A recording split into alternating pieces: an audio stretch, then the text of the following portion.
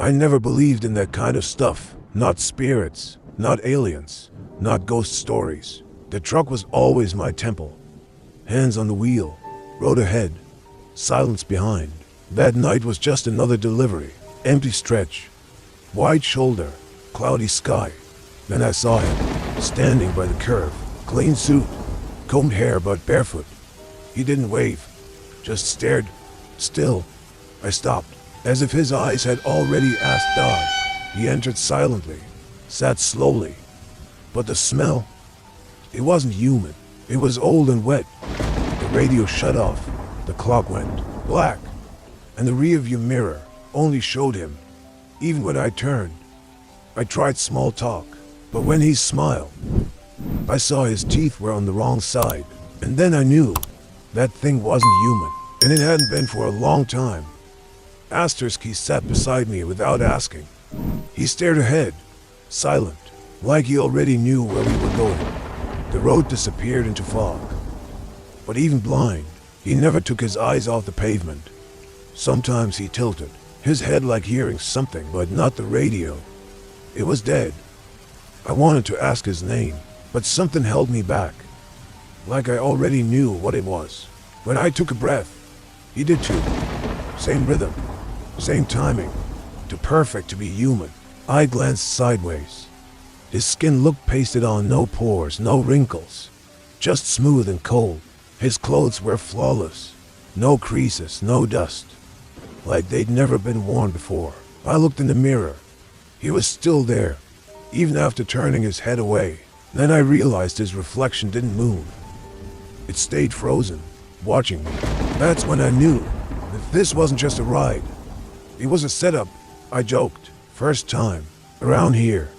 He slowly turned and said, "First of many." His voice was strange, like it echoed before leaving his mouth. His lips moved late. The sound didn't match. Like watching a dubbed video with bad sync. He looked me in the eyes. But something was wrong. No depth. Just flat, blank gaze. The whites of his eyes were dull. Like they were painted on. Not real. At all. "I've seen many like you on this road," he said. But it didn't sound like a question. His hand rested on the dash. The fingers were long. No nails. Circular marks on each tip. I started to sweat. The air got thick. Old. Like the cab had aged a century in minutes. The GPS was frozen. The road showed only one word on the screen. Inside. And from the dead radio came a whisper. "He's been inside you for hours." That phrase froze me.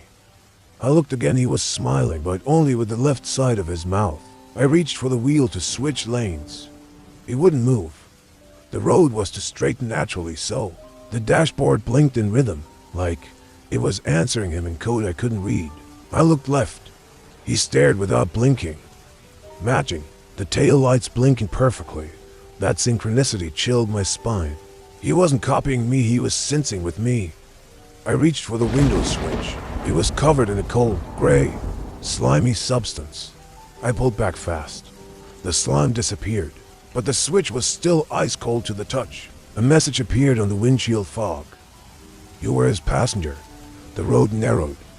No shoulder, just trees moving like they were watching us. And he said, "Once I've seen the inside, they never come back the same." I remembered something that never happened.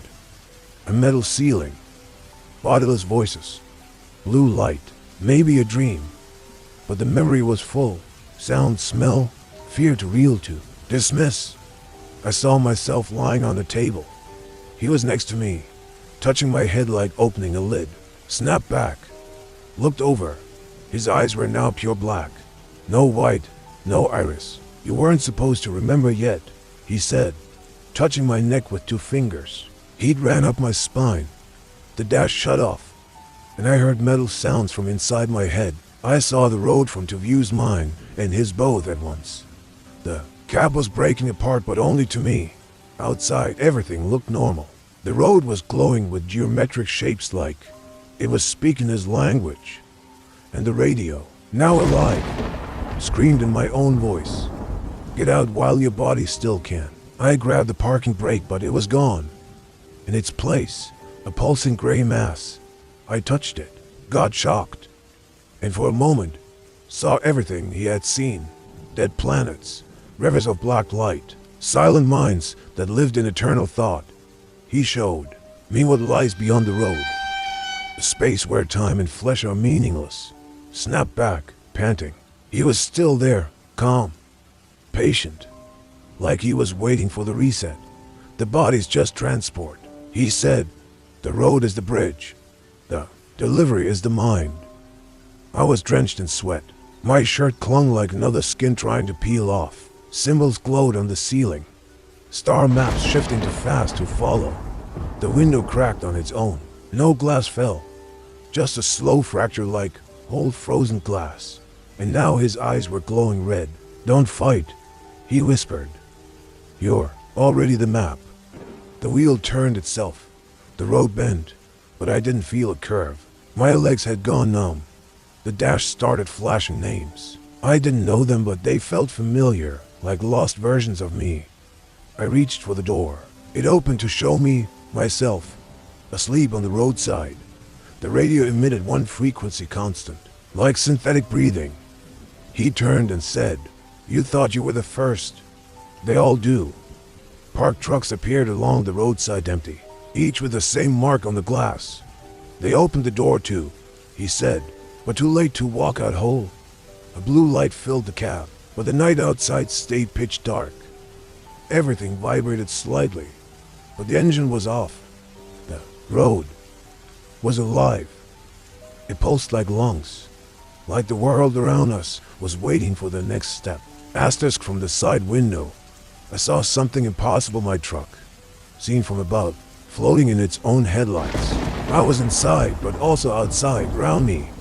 Dozens of figures like him stood watching. One came close to the glass. It looked exactly like me, but smiled with inverted eyes. The dash displayed one word, Link. Then the lights outside began to rotate in slow motion. I looked at him. He looked back with eyes that cut through every memory I tried to hide. Your body understands. Your mind resists, he said, but not for much longer. Cold sweat ran down my spine. But it wasn't just sweat. Something inside my skin was shifting. The radio mimicked my mother's voice repeating, leave now, while you still know who you are. I touched the glass, but my hand went through the reflection as if it were smoke. He leaned toward me and said, the human mind is just a road full of unnecessary turns. For a second, I was pulled outside my body. I watched myself like I was a container. I saw my own scared face, but the body was smiling. He had taken part of me already. Outside the road, only darkness, floating thoughts, disconnected fragments. The creature stretched beyond natural limits as a space bent around him. Symbols on the ceiling lit up, showing scenes from my life I had never told anyone. I saw my father's face, someone I'd never met. I saw a future I'd never reach. It all flashed in seconds as if he was scanning while I was still trying to feel. The road pulsed blue. Each white stripe beat like my own heart. The wheel spun, and the road vanished, replaced by endless fog. You're ready, he said, and my body replied with my voice. Yes, I didn't speak, but my voice came out. Same tone, same breath, like it rehearsed me. The body beside me was now the driver. I was just a thought floating in the cab. The road returned, but wrong. Geometric, surreal, like it was digitally generated. Each kilometer repeated itself. Same curve, same sign, my name written on it. Other voices appeared, faceless. Some begged to wake up. Others had already surrendered. We passed another identical truck. Same model, same plates, empty eyes behind. The wheel? They're all versions, he said. Failed copies trying to learn from you. I turned to the back seat. It was full, for figures like me, silent. They all stared ahead. None blinked. One moved its lips. Is there still time? But he answered first. No, we're already the road. I looked up.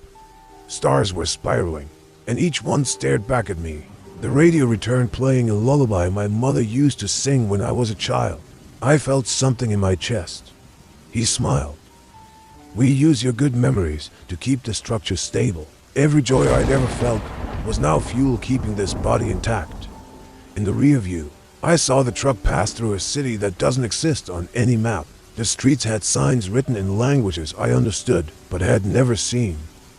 "We're almost there," he said, then snapped his fingers. The cabin went dark. When light returned, I stood outside an old gas station watching my truck drive away, but in the driver's seat. I was still there, smiling, like him, and I understood. I wasn't replaced. I was duplicated. And now, someone will stop for me. The truck vanished over the horizon, but I still felt the engine humming inside my head. I was still standing on the shoulder, but I no longer felt the weight of my body. My shadow moved on its own, sometimes smaller, sometimes taller than ever, matching the light. Every sound echoed out of sync. Wind, lights, even my footsteps repeated themselves early. I approached a road sign. It showed my name, my hometown, but the date was 3 years old. I touched the metal. It was warm, and for a second, I heard my voice screaming from inside. The road stretched and shrank like it was breathing with a creature. Across the asphalt, another me appeared. Older, shaking hands, hollow eyes. He came closer and said, "They always return to see if anyone still remembers who they are." Before I could answer, he vanished like he was never solid to begin with. I kept walking. My steps made no sound. The landscape repeated every few meters. I saw an abandoned gas station. Inside, newspaper clippings with my photo on them. One headline read, "Trucker missing for 3 years still baffles authorities." The shelves were untouched but covered in greenish dust floating on its own. I picked up one paper. It was wet but not from water. A thick, living substance. The counter radio turned on by itself, looping my own laughter, distorted and endless. In the bathroom mirror, my reflection blinked before me, then smiled when I didn't. Behind me, a figure passed, him but dressed as me. Same face, no emotion. "You never go back to what you were," he said. "You just spread as unfinished versions." On the mirror's glass, the phrase returned, "You've been the other before." I ran from the station, outside. Time hadn't moved. The truck was back. Same place, headlights on, driver's door wide open. I approached slowly, engine running. No one in the seat, not even in the mirrors. I climbed in. Everything was exactly the same, even the smell, even my fingerprints. But one thing had changed. The dash displayed a countdown, glowing in blue. It started at 47. Each second ticked lower. I didn't know what would happen next. I checked the mirror. He was outside again, watching, silent. No smile this time. Now his eyes were red. The sky pulsed with them, flashing in sync. I grabbed the radio. No static. Just one word appeared. Integration. And when the number hit 0, a blinding white light swallowed the entire cabin. I opened my eyes. I was driving, but I didn't remember starting the truck. Same dashboard. Different path. No road, just a straight, infinite white line. The light was constant. No shadows. Yet the truck cast one moving on its own. He was back in the passenger seat, but now he wore my face, my voice, my body. He looked at me and said, "Now we are one transport." I tried the brake. The pedals sank, but nothing slowed, like friction didn't exist. The windows showed scenes from my life, but edited things I never lived. Strangers hugged me like they remembered what I forgot. The radio announced, "Transmission successful, body stabilized, memory rewritten." And he smiled with all my teeth, just in reverse order. The radio played a recording of me crying, but I had no memory of that moment. The road turned into a hallway of blinking lights like inside a hidden Spacecraft on the ceiling. Glowing ancient symbols spun like stars, alive and moving. I felt both inside and outside of myself, watching my body from nowhere. "They take the tired ones," he said. "Those who open their minds just before sleep." The mirror showed another truck behind us, same model, same markings, same reflection. The windshield flashed an old warning. "Don't close your EYES." The seatbelt tightened itself. Red light flooded the cab, pulsing like a heartbeat. From the back seat, whispers repeated my name in languages I'd never learned but understood. Before I could speak, he touched my shoulder and said, "Now you carry the next one." The truck entered a tunnel not marked on any map. It looked like liquid shadow and silence. The lights shut off. Only the dashboard blinked, like slow breathing. In the dark, I looked at the passenger seat, empty, but the glass still reflected him sitting there. The cab felt bigger on the inside, as a space bent to the mind's shape on the ceiling. The road map spiraled, but the cities were emotions, not names. I touched the wheel. It was warm, like skin, beating with my exact pulse. "Are you ready to forget?" a voice inside me asked.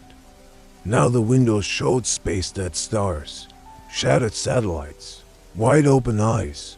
From the seat, a hand reached up my own, but colorless, scentless, timeless, and it wrote on the glass, "You've never been alone inside your own body." The road ahead was gray, no trees, no curves, only the horizon.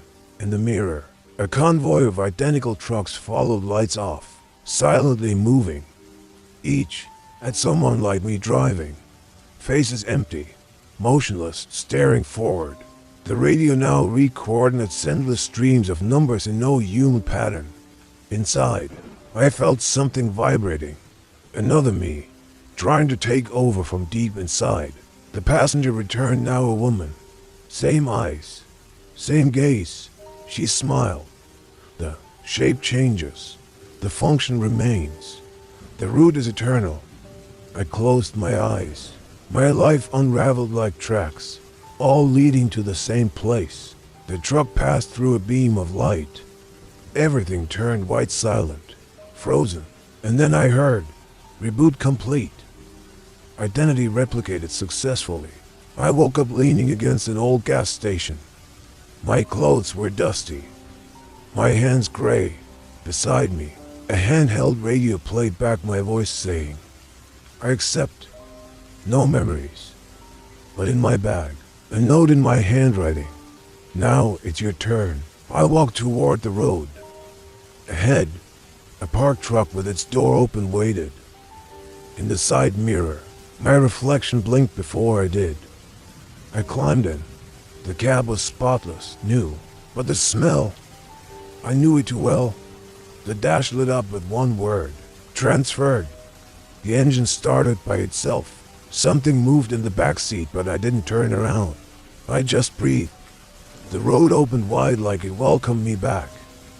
The sky shifted with my thoughts. The journey began again. But this time, I wouldn't return the same. Time passed differently now. I could drive for hours and the sun never moved. The radio played only distorted voices, numbers, names, fragmented phrases. I saw a trucker by the road. Same face, same doubt in his eyes. I stopped, opened the door. He hesitated, then climbed in, sat silent, facing forward. "First time?" I asked. He replied, "I think so, but I'm not sure." We smiled. The road approved, opening a new curve that hadn't existed before. The mirror showed both of us with identical black, shining eyes. The cab vibrated gently, like it pulsed with our memories sensing. The radio repeated the message, version 47 synchronized, cycle ready, and I understood. I was no longer the trucker, I was the vehicle for the next transformation. Everything turned black. The road disappeared. I stood in a white void of silence. All around me, floating faces like mine, hundreds watching, unmoving. They didn't speak, but I heard them. Thoughts, fragments, memories not mine. Then the truck appeared centered where all versions entered and exited. On its body, burned into the metal, the road is the body. One by one, the faces faded. Only one remained older, weary, still me. He approached and said, "You've done your part. Now you'll be remembered." Inside, I entered the truck one last time, not by choice but because nothing else existed. The dash stayed dark, the engine silent, yet the truck began to move. And I heard from the glass, "Welcome to what no one believes is real."